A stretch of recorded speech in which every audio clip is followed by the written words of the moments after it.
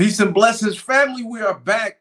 This is Church After Hours, where we talk about our experiences in and out of the church. And what better time for us to come back than what's been going on in the world today? I tell you, people talk about this being an information age and how things are coming to light. And that's exactly what's happening now. So before we get started, man, Kurt, man, what's been going on, family? How you been doing, man? Man, I just been working, bro. It's not a pretty life as that a lot of people make it. It's the Yeah. grind. So just been grinding, man. Taking care of these kids. That's it, bro. That's it. That's it. And that's for real, man.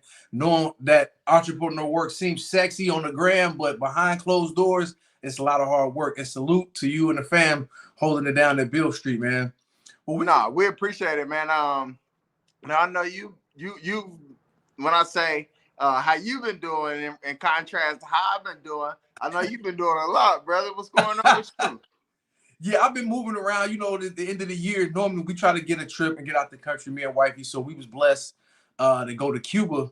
We was there for 9 days, man, and it was a beautiful experience, beautiful country. And you guys will see some sights and sounds from Cuba, you know what I'm saying, as this season gets ready to ramp up. But we wanted to start the season a little early for y'all before we start officially. But that's what I've been doing, man. It was beautiful. I had a chance to go to 2 of my top 5 destinations in the past year, which was Egypt in April and then Cuba to finish out the year. So it was beautiful, man. Great experience. Yeah, I seen pictures from all of them, so Right. my life vicariously through you, brother. Absolutely. But let's jump right into it, man. Actually, it was on Wednesday, the day I got back into the country, man. This interview, I should say, went viral with our brother Shannon Sharp on his podcast, Club Shay Shay, where he interviewed a fellow Ohioan, brother Katt Williams. Talk about the interview from your perspective and your initial thoughts when you first had a chance to sit down and digest it, because it was a lot to digest. Well, you know what? I put something on my social media about how much of a YouTube watcher I am. Watch the Country Wayne, saga series, soap opera, the black soap opera, you know what I mean, they got going on. So I happened to flick on YouTube and it was premiering at the time. So I flicked it right on, man. And instantly, I was drawn into a conversation that felt like it was in the living room. Yeah. I'm sorry, I was going to leave it there. But which really was the overall story to me is, the media shift that has been going on. So I think it's almost up to 30 million views. Yeah, it's insane. The Club Shay Shay episode with Katt Williams. And I really enjoyed it. I thoroughly enjoyed it. I thoroughly enjoyed it as well. And I was kind of the same way as you. I got back, like I said, Wednesday afternoon. My homie Tone picked us up from the airport. So we came to the crib and I gave him cigars and stuff. And I'm like, well, what's on TV? Because being in Cuba, we can only watch YouTube and we can only watch Amazon. So I wasn't tapped in on a lot of stuff. I'm like, man, what's going on? Plus, the stuff that we can watch on YouTube was streamlined because, you in a communist country. So to make a long story short, the first thing that comes up is this Katt Williams interview. And I'm like, Katt Williams is always an interesting fella. He's highly intelligent, right? I love the way his mind works and the way he thinks. He's a really, really dope brother in that regard. And I love his comedy because his comedy is thought-provoking and it's not just slapstick. So I'm like, let me see what Katt talking about. And me and my man Tone started watching it for 5 minutes, and 5 minutes turned to 2 hours and 46 minutes. Like we was locked in on it and we couldn't even turn it off. So it was great, and it was good to see him have an opportunity to speak his truth, man. Yeah, I totally agree, man. Because, if you've been paying attention at all, you know that the television, the networks will only tell you one side. That's right. They only tell you and give you the side of the people that are in their circle, doing the things that they want them to do and carrying out the message that they want them to carry out. Absolutely. Which I'm not saying nothing to you, brother Insight, because you for could I say decades have been plastering this all over social media. Yeah, and that's the one thing. Like, you was the first person really in our circle that was kind of divorcing themselves from social media in a certain way, and just really, locking in on YouTube, like using YouTube as we used network television back in the day when we was growing up. You know what I'm saying? The ABCs, the CBS, and the NBCs, right? So when I look at YouTube now and how pretty much you can set up your algorithm and watch what you want to watch and control, what goes into your mental. I think that's dope, and that's why I appreciate the podcast platforms and the different avenues that people have created by using YouTube and using the outlet to get whatever message it is they want to get out there. And I got to give Shannon props because he has a wide variety of guests. It's not just a one type of a interviewer or a person that he interviews on his show. He goes across the board: athletes, actors, comedians, singers. So I love that about him. And this interview was gold, man. It was gold. Yeah, definitely shout out to Club Shay Shay. Shannon Sharp definitely gives us something that's authentic. I feel like it's uncut. Yes. You know what? On the way to put things together to talk about this, it made me think about Shannon with the cognac and the cigars, right, alluding to the blunts, and he really got drugged for that. And I think he was really just trying to show how down he was in the midst, still working for CBS or the NFL Network or whatever. And he got drugged for that. But we all know, and we all gotta confess. Every Tug Show confess that our people are some tricky people sometimes. Yeah. Sometimes we love it, and then all of a sudden we'll be dragging you for the same thing, brother. Yep. Sometimes we pick and choose on who we allow to do and say certain things. You know what I'm saying? So you are absolutely correct. So let's jump into the interview, man. Where you want to start at? Because people are thinking like, okay, church after hours. How y'all go dig into this thing? You know what I'm saying? So it's a couple parts that I wanted to touch on. But did you have any direction you wanted to go, or just do like they did and just kind of jump in?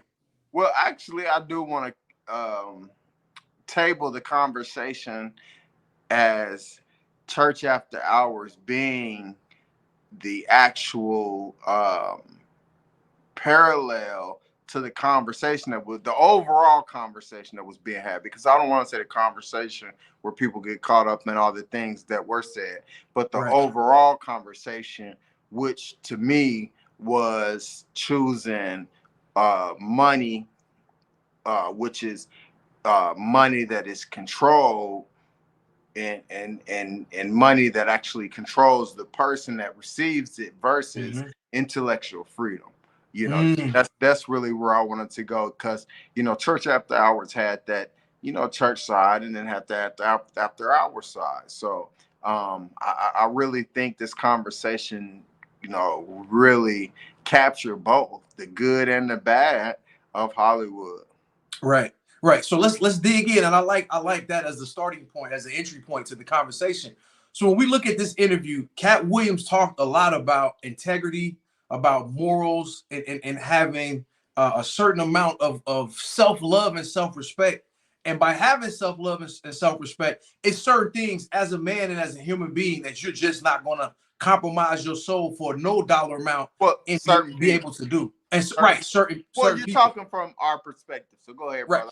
Right. No. You absolutely correct. Certain people. And when you look at this interview, you look at him speaking about him turning down $50 million multiple times, and people are finding that hard to believe. And for me personally, I don't think it's hard to believe, because Katt Williams is a genius in the fact that he created his own space.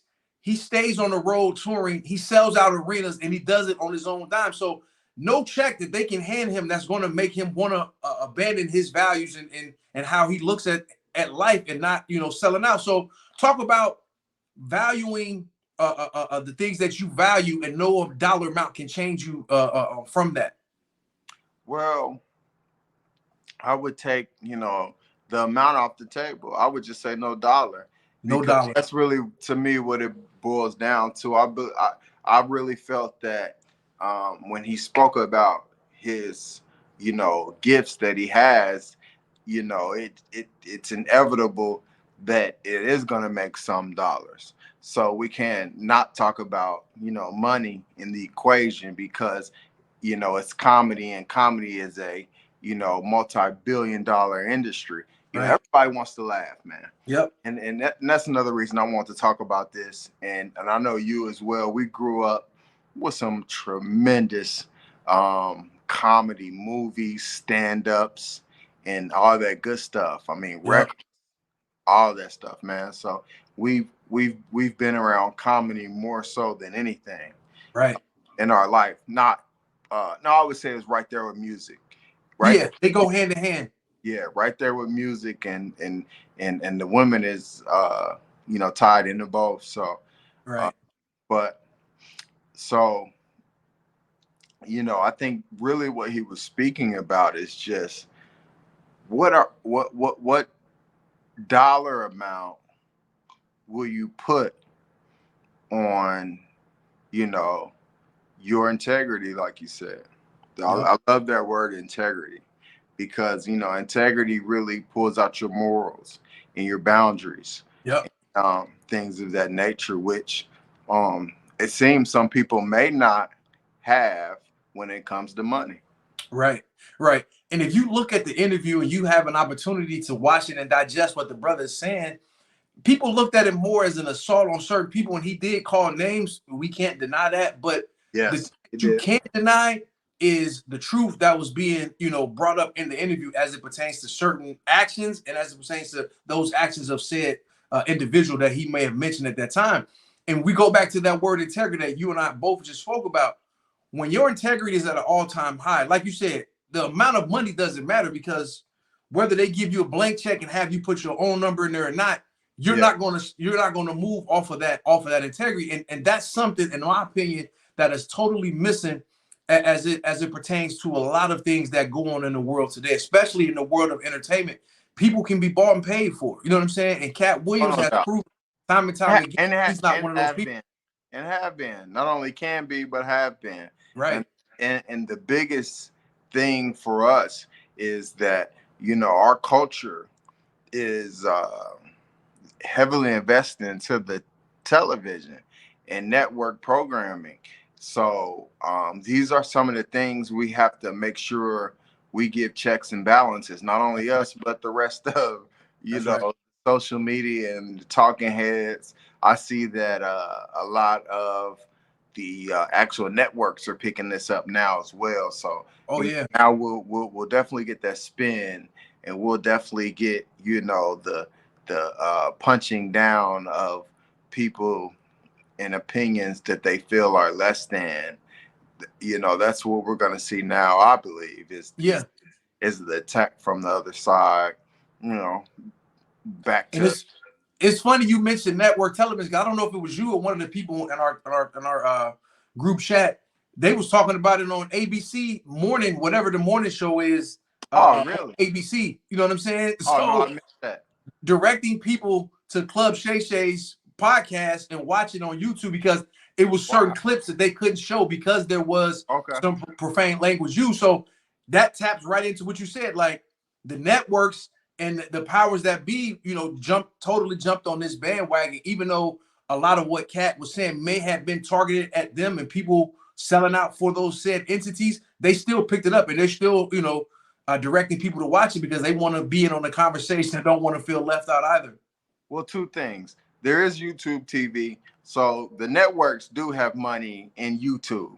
So let's not kid ourselves into thinking that, you know, directing them there is directing them away from their dollars. The same, you know, ads and marketing that they have, it's on YouTube. Secondly, Leor Cohen moved over from. You said it right the first time, but go ahead.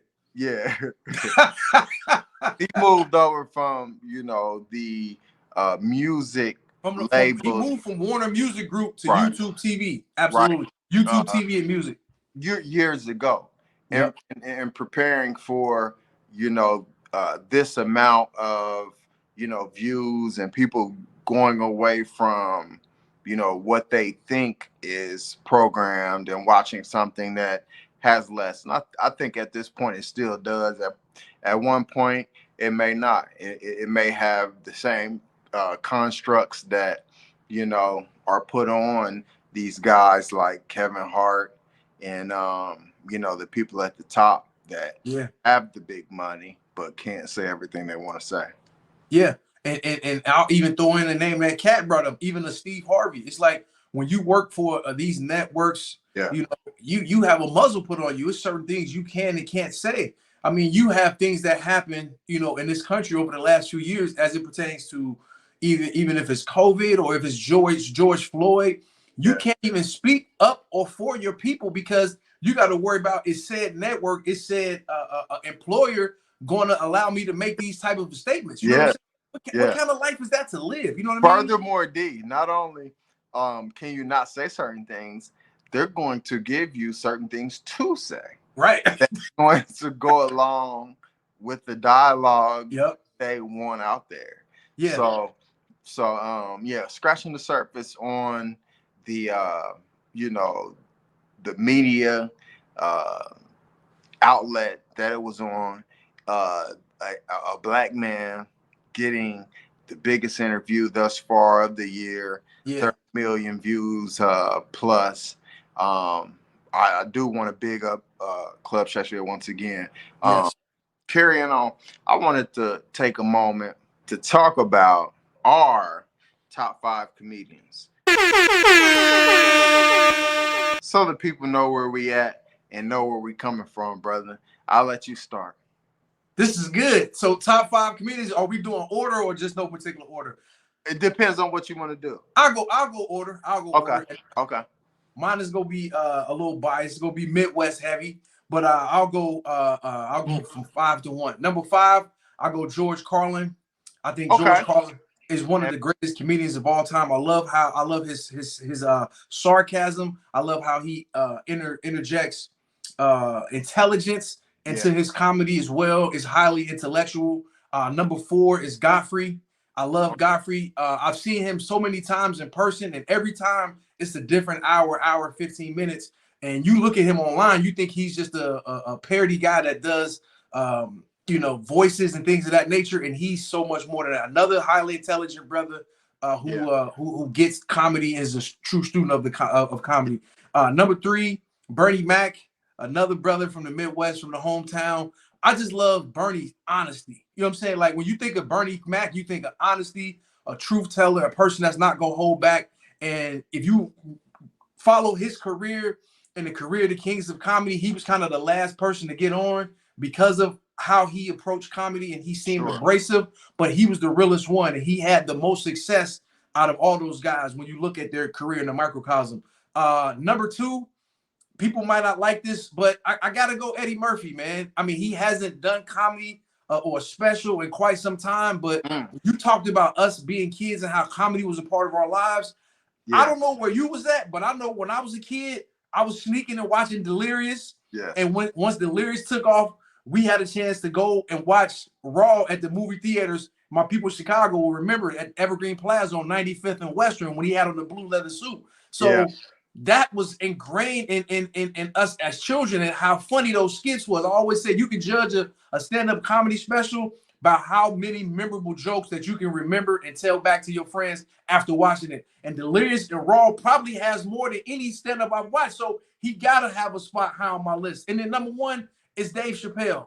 I think Dave Chappelle, his output of comedy specials that he puts out is high quality, it's intelligent, it's fearless, and the brother is just, to me, a comedic genius. A person that I left out is Richard Pryor, but he's right there. I didn't have a chance to see Richard really doing stand-up comedy as a kid because he wasn't as active in the 80s and 90s before he got sick. But that's my top 5 for sure. Okay. All right. Mine is very similar to yours. No surprise. We got Eddie Murphy topping off at the beginning. I put Richard Pryor number 2 because I did go back and dig into a lot of Richard Pryor stand-ups. I think the one on Sunset, that's a classic. you know, that was classic. I think he set the bar for a lot He of did. guys. He did. So, he was a forefather. so I think if you really like Eddie Murphy and you do any digging, then you could like Richard Pryor. Next, I got Dave Chappelle, which, I mean, what he's done with his career is amazing. But within these last 10 years, you know, and dealing with the way that America has been going, he's been so elegant in the way he's told his jokes. Yes, I believe a lot of people won't believe. You know, we're you know, our country is so sensitive that we get absolutely, you know, offended by anything these days. But after that, I got Red Fox, because you know, Red Fox just, to me, was close to what I thought my personality is. He, to me, a lot of things he just didn't give a damn. You know, whether that's true or not, I'm sure he facing things in the business, and I don't want to, you know, be lost on the fact that, you know, those ancestors like Richard Pryor and Red Fox went through a lot more things than putting on a dress. Absolutely. So I'm not even gonna hold those brothers to that bar. But lastly, this one to me is necessary for myself, because he not only, I did not grow up watching his comedy, but Dick Gregory, his life was a comedy special. Yep. Every time he did interviews, it was a comedy special. His book that we both read was eye-opening when it came to him talking about how quickly he went from, you know,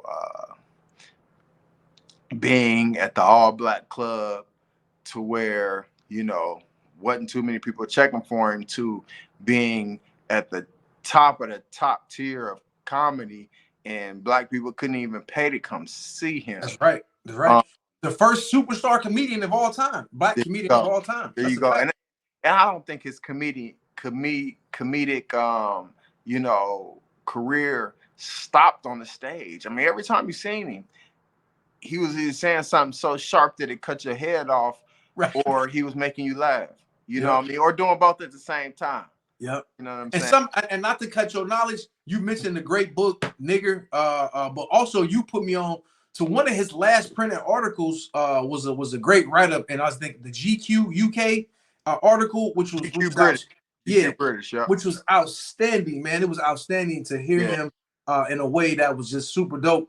And if you're ever looking for that, Naomi Campbell is on the cover. She's on the cover, yeah. With not a lot of clothes on, so she'll be fine. I still got the hard copy downstairs. Yeah, one of the last magazines I bought. Yeah. But and I want to give Shannon Sharpe some love, because I thought about him, and we can jump back into the conversation. Okay. And this is a good segue. I thought about him all week when people was like, man, why you ain't stop Katt? Why you didn't try to direct the conversation more? And I've had the honor of interviewing Dick Gregory twice. I hosted him here, and that's the same thing that happened to Shannon Sharpe happened to me. Once a person as profound and as smart and as genius as a Dick Gregory or a Katt Williams is, once they start going, you just go along for the ride. When you have an opportunity to interject, you interject, but don't stop their knowledge and their wisdom, and just let them go. And you have gold. And that's, to this day, is my best interview of all time. Is the first time I interviewed Dick Gregory. He went for 2 hours pretty much nonstop, and I probably asked him maybe 3 questions. You know what I'm saying? So I understand how that feels, man. Yeah, I think true comedy takes some intelligence. Absolutely. Absolutely. On my honorable list, I think I would definitely put Bernie Mac, because, you know, Bernie Mac was fearless. Bernie Mac made people change things for him. Yes. He was in some great movies and still said some real stuff. But the biggest thing about Bernie Mac that I think allowed him to be in those movies and still speak truth was the fact that you felt him in your soul, just telling jokes, just like Dick Gregory. You felt him at your soul. Yeah. telling jokes. Yep. I was on his daughter's page the other day, and she was giving her recap of the whole Katt interview and saluting Katt for shouting out her dad and for showing her dad love. And sure. one of the main questions she said she get after how is she doing since her dad passing 15 years ago, the second question she get is, how's your cousins doing? And she was like, those cousins wasn't real cousins. Like, that was a story that he created. You know what I'm saying? Like that, and I'm sure he created that story from situations that he lived in other families that he saw. And but we all have. We all have seen that, right? So that was just more of his genius and how cold he was as a storyteller, to where people actually think those are her real relatives. So reading her comments, I was dying laughing, like, man, because I kind of thought that was his nieces and nephews as well. Yeah. So that was dope, man. That's a great list of comics, all great in their own right, all fearless and all truth tellers. Like you said, I think every great comedian has to have a certain level of intelligence, because slapstick comedy can only take you for so far. Like, after you laugh so many times, like, okay, are you laughing at me or with me? And none of those guys we named are cats like that. So that's what's up. Right. All right. Pulling up next, man. Let's dig into the interview. Yeah. Now a lot of people have been calling Katt, and I would be an idiot to say that, you know, Katt Williams didn't cap at some point. Right. You know, I think he got emotional. Right. It was funny. It was still funny though. So I think there was a blurred line between his comedy and some of his truth.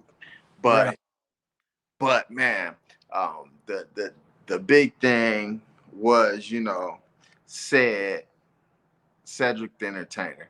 I think, you know, he jumped on him pretty nice, and I'm gonna go in order of the how bad the whooping was he put on each person. Right. You know, start with Ced. You know, he jumped on Ced about stealing, you know, his joke, which led to the internet, which is undefeated, doing what they do, and finding at least 2 other jokes that Ced stole within 48 hours. Yeah. You know, Ced flipped his stick shift convertible to a spaceship, and instead of the car breaking down and him popping the hood and whatever else Katt Williams did, he, you know, parallel parked it. Right. Then these were things that he got himself on the internet and spoke out of his mouth and was correct. And then followed up by saying, "Them my jokes." Right. Them my jokes. Basically talking like Debo, like, I flipped it and bounced it, and that's my joke. That's my joke. Know? But it's not too far away from what Dick Gregory, in a interview I saw him and referred to him as. You know what I'm saying? Yeah. He called him, I believe it was a thug. I think he called him a thug. A thug, yeah. Yeah. You ain't nothing but a thug. Right. And he was referring to Cedric the Entertainer in Barbershop 2. Yep. Where he spoke terribly about him. Ill of the great ancestor, Dr. King. The great ancestor, the courageous ancestors, courageous ancestor MLK. And you know, that when I saw that made me pay a little more attention to Cedric the Entertainer. And I saw in a lot of comments where they were saying, "Oh, Cedric the Entertainer's got a great you know, sitcom going on called The Neighborhood."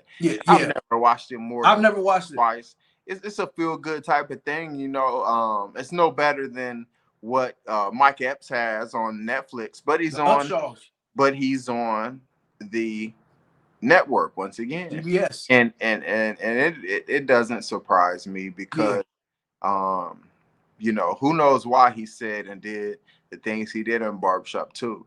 You know, who knows who he wrote that, but he's on network TV now. Eric, I would like to address the Cedric piece of it as well.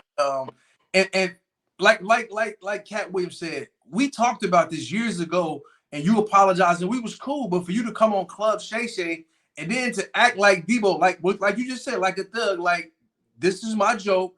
Right. I didn't steal your joke. Like, that's just, it's so disingenuous.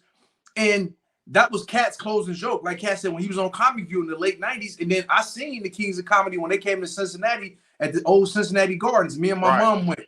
Right. And I saw him close the set with that joke, like everybody saw on the actual DVD. So for him to say that he was wrong behind closed doors and then not be man enough to say that on Club Shay Shay when he was a guest, that would have had me a little livid too. And thank God for the internet. They went, did they research and did they Googles and exposed our brother, on top of him stealing the joke from the Design and Women TV show. We went and saw the whole Bomination. So in comedy, my man Hollywood from Hollywood.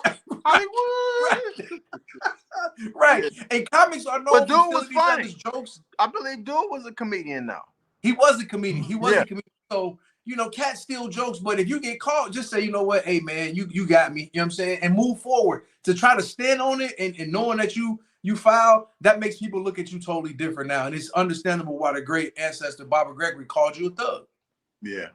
Yeah.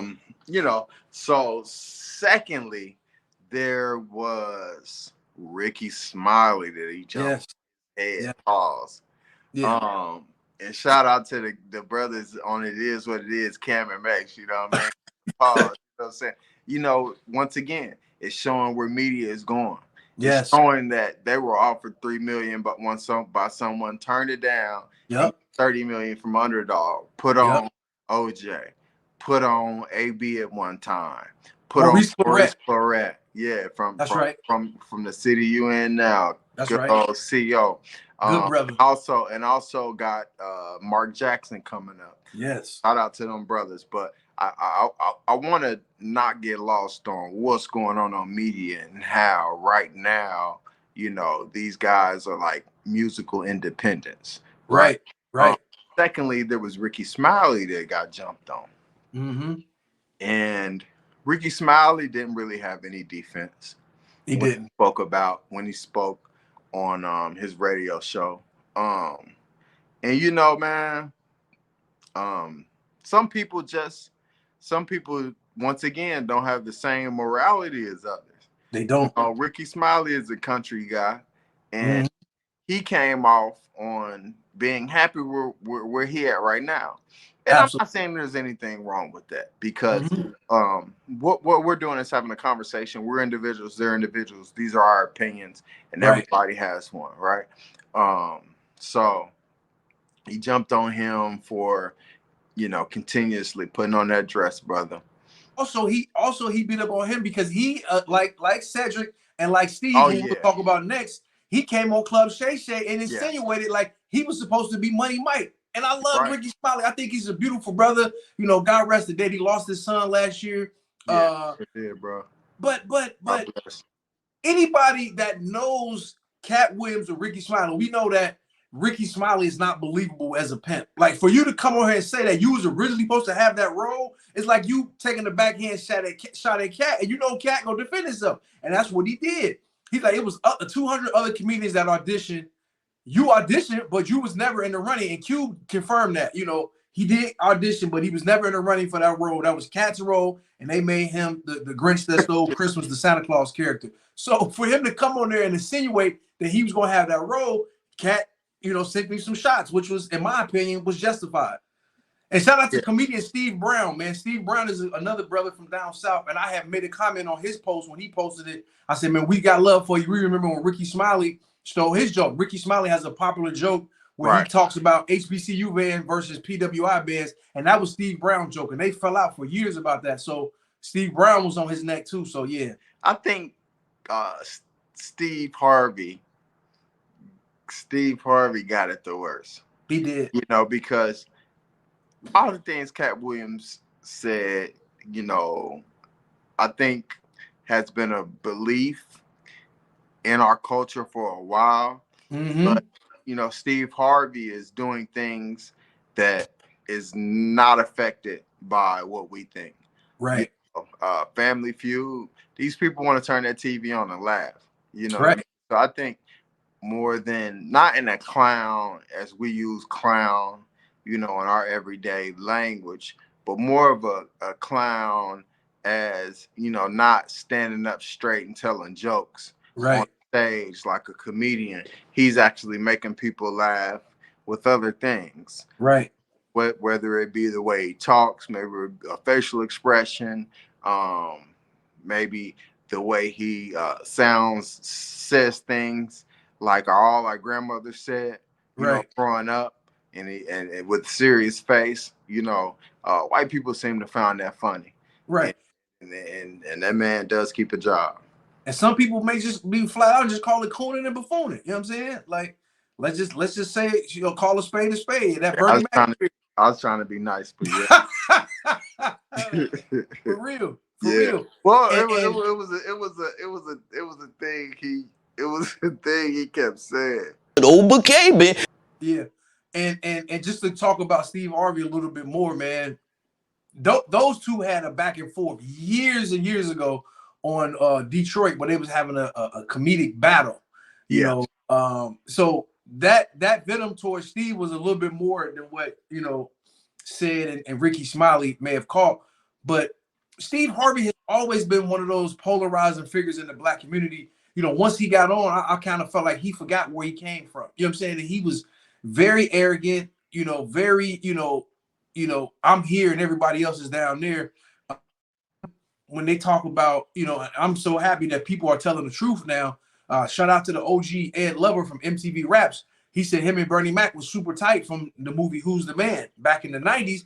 Yeah. And he asked Bernie flat out, was it true that, you know, my man tried to get your role in Ocean's 11 after you had already got cast for the movie? And he's like, yeah, it hurts me to say it, but that's true. So for all these years, Steve Harvey went on and said that him and Bernie Mac had a strained relationship, but he never told the truth. So that makes people look at you sideways, man, when you're trying to take food off another man's plate.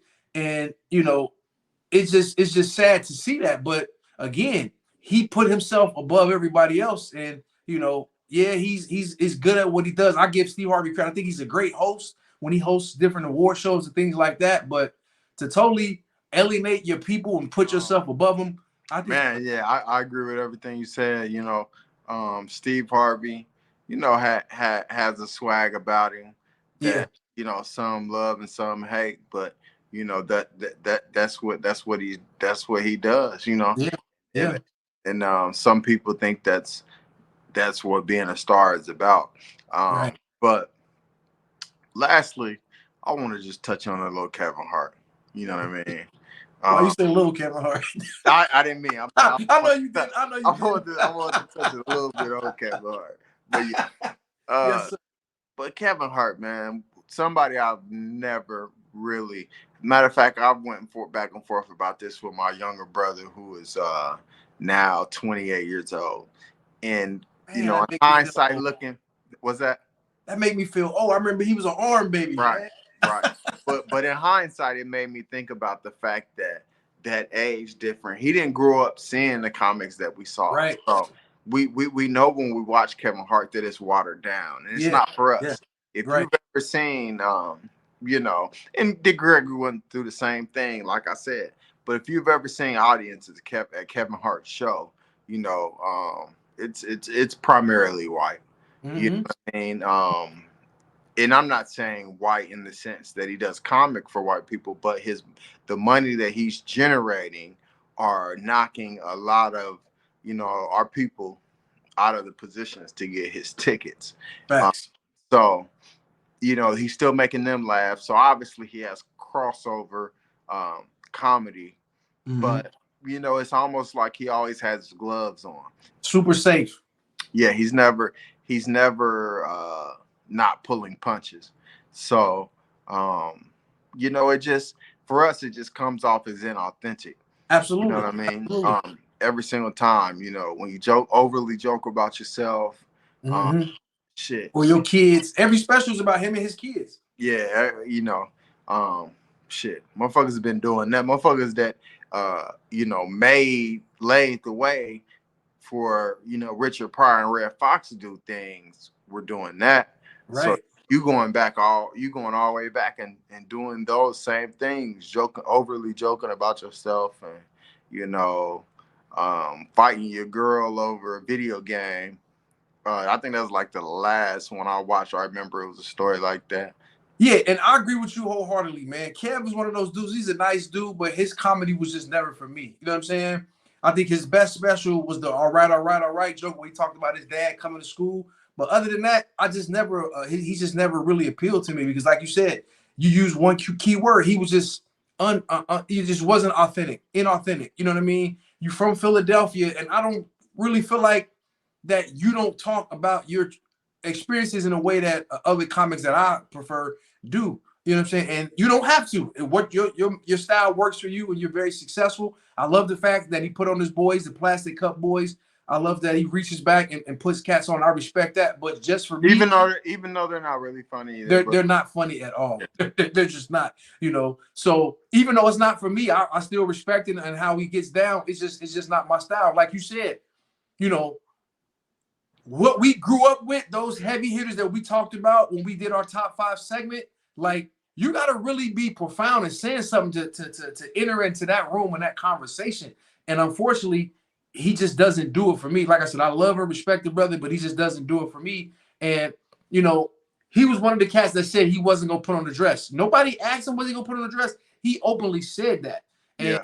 I never forget, it was Oscar season and Saturday Night Live. Shout out to the little sister who was nominated for an Oscar for the movie about the disaster in New Orleans. I forget the name of the movie. It'll come to me in a minute. But anyway, he was portraying her in her Oscar dress. She had on a little purple dress, beautiful little girl, about 11, 12 years old. So he's portraying her. And I was like, well, that's it. You know, this brother is about to skyrocket. He was already on that trajectory. And like Katt Williams said, man, I got to give some credence to what Katt said. Most cats come out to LA, they do their grind, they do their hustle, they do small parts. But Kevin Hart came straight from the East Coast. Like Godfrey talks about on his podcast, Patrice O'Neal, one of my favorite comics, Black or White, Bill Burr, Godfrey, like all those guys, Joe Rogan, they come from that New York circuit. And Kev was their young boy. Like he came in up under them. So he was working on his comedy through them. He just went straight to Cali, and then he had the ABC show that got canceled, and then he went right to Soul Plane. So the way that his trajectory was unprecedented, because you normally have to put in your time. You just didn't see, you know, cats go from nowhere to being a leading man in a movie and a series at the same time. So I got to give some credence to what Katt is saying, because it does seem kind of fishy, but just wasn't for me, man. I love the brother, respect him, but his style of comedy, and I just don't think he's funny. Even the way they tried to roast Katt on ESPN2 on Friday night during the NBA game, it wasn't even funny. Like nothing was even funny. You know, your homeboy Mike Epps from Indianapolis, he was funny because Katt is his boy. He said, yeah, Katt had on that fake looking Fendi jacket. Like that was funny, but Kevin and them roasted my man for 30 minutes and not one thing was funny. It was sad because you know, one thing that sticks out in my mind when I think about Kevin Hart is this Chase Freedom commercial where he's at the mailbox and he's announcing to everybody, you know, the perks of the Chase Freedom card, and he's yelling. It comes to the point to where the person that's next door neighbor, which is Neil Brennan, which, you know, co-wrote on Dave Chappelle's show, The Chappelle Show. Yeah, his good friend and writing buddy. Right. I remember, you know, in that commercial, Neil Brennan asked him, you know, he was yelling at everybody, and because they was across the street, but he kept yelling right next to. Neil Brennan said, "Man, why are you yelling? I'm right next to you." And Kevin Hart replies, "That's what I do." And I'm thinking, like, wow, who wrote that? Yeah, that's really wanting to like put you in that light, because it's the truth. You know, that's it. That's his comedy. You know, somewhat like Chris Rock, not as much, but right. But I guess that's what some people with money want to see, because you know he's successful. So. Very successful, brother. Man, you know, we touched on Sid, we touched on Kevin and Steve Harvey and Ricky Smiley. One thing that I would like to talk about in the interview is the fact, and this can take it back to Church After Hours, because I thought this is the part that was missed. Okay.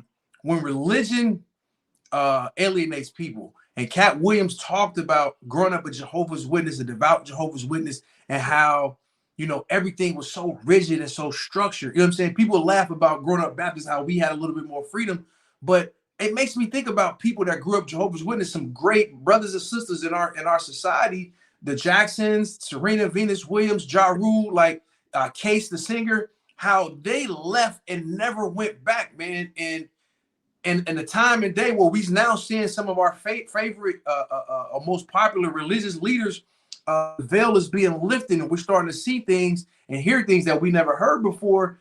It just made me feel bad because this kid, you know, ran away at 13 years old because of rules and regulations set up by, let's just keep it real. You know, the cat that started Jehovah's Witness, Charles Russell, was a known racist. You know what I'm saying? So for these rules to be set in place to stifle this young man to where he had to experience the world way early because his parents were devout in this religion, it's just a sad story to hear, man. And I think that's the part of the interview that people just totally overlook, man.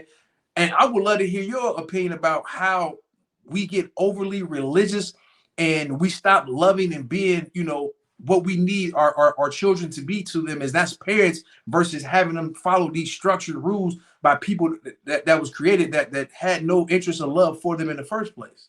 Sure, brother. I think no religion, you know, should be taught without first learning the foundation. And I'm talking about extensive foundation. Yeah. Which is talking about the founder, who he was, who were his people, where he came from,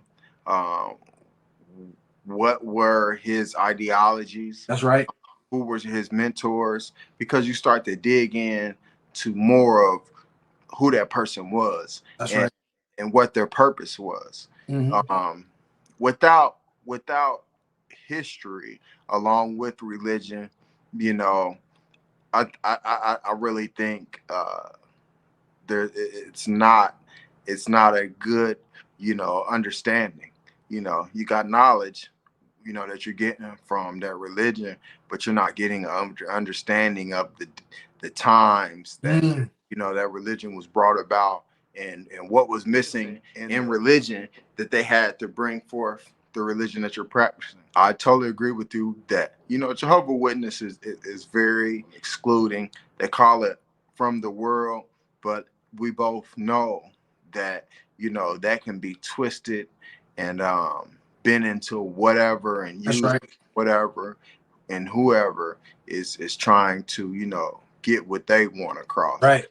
So you know, God bless whatever that brother went through. God bless whatever anyone else is going through. That's right. As we speak, you know, being ostracized from they love at an early age, where they have to make tough decisions. Right. And, you know, go away from their family, and though that is something that will really scar you. Yes. You know? Yes. A lot of times, this is where comedy comes out of pain. Yeah, it does. It does. You know, we look at Richard Pryor, the pain that he went through, and how comedic of a genius he was. And they call it being disfellowship when you get kicked out. And the amount of pain and trauma that may bring to not only a kid, an adult, but I mean a kid, but even an adult. You know what I'm saying? Because the fact that these people who you call your parents are siding with these people who are called your brothers and sisters in Christ, and they're totally neglecting you and turning your back. Like, that's got to be an awful feeling, man. You know what I'm saying? So shout out to Katt and to other people that went through that disfellowship, and you see the people who's supposed to love you unconditionally side with the religion. To me, that's got to be an awful experience, and I thank God and the ancestors I never had to experience that type of pain. Yeah, there's a lot of constructs, you know, in this world, I believe, that are, you know, keeping people separate. But, you know, some of the pluses, getting back to some of the pluses of the interview, Katt Williams adopting kids.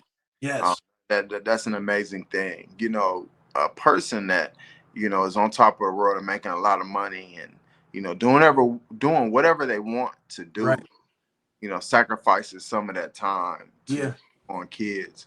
I think that's amazing.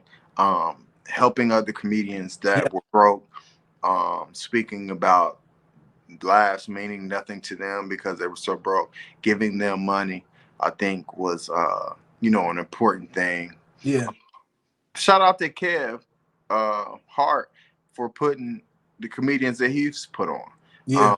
It's ironic that one of the times that he was pointing that out, the difference between him and Katt, and he had, Katt had passed up on a lot of the roles he's getting now, echoing Katt's sentiments. Interview that he just had. Right next to him was her name just Tiffany Haddish. Tiffany Haddish was right next to him, shaking her head. Yeah, she was 8-man corner as the old folks. Come to find out, her and somebody else that did a skit, that ended up, costing her millions of dollars and almost ending her career. And the skit they did does now sound like something that our people do. Yeah. So I'm guessing it was part of the same machine, but yeah, absolutely. And just to go back off of what you were saying before you brought up Tiffany's name, I sent a clip, and this had been out a month before this interview with Shannon had surfaced. The brother from Chicago, Deion Cole, he was like, I'd like to just post this and see how many comedians or people in the entertainment industry or just in general that Katt Williams has affected their lives, whether he gave them $100, $1,000, and it was just person after person. This was on December 1st. It was actually on my pop's birthday. And it was comedian after comedian, entertainer after entertainer. We saw Boosie talked about when he got out of jail, how he was hurting, and Katt just blessed him with 15 grand. And Sherry Shepherd talked about this a couple weeks ago when Katt was on her show, how he gives, and he didn't even want to talk about it. It's like, I just do, what God puts on my heart. And I believe in, making deposits. And that's why, I continue to be I like blessed. what you said there. So, yeah.